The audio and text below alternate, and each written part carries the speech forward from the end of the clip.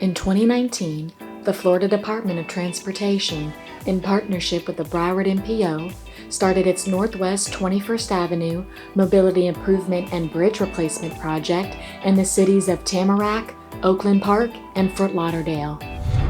The project is currently taking place along Northwest 21st Avenue between Commercial Boulevard and Oakland Park Boulevard and consists of adding 5-foot buffered bicycle lanes in each direction and replacing the existing bridge over the South Florida Water Management District C13 Canal. Improvements also include upgrading signalization, sidewalk replacement, miscellaneous signage, and paving, curb and gutter, and driveway harmonization.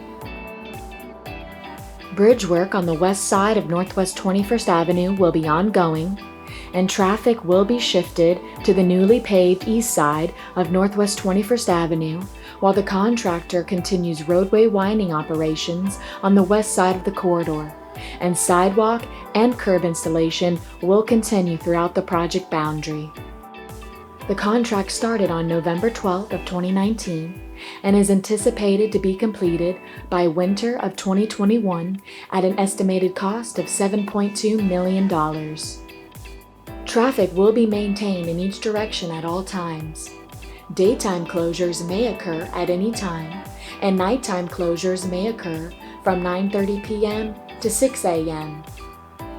Northwest 44th Street may be closed periodically at Northwest 21st Avenue, and traffic will be detoured to Northwest 39th Street.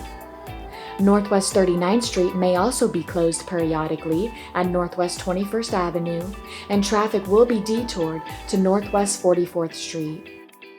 For more information, please contact FDOT Project Manager Matthew G. May at 954-940-7519 or Community Outreach Specialist Justina Hicklin at 954-940-7585.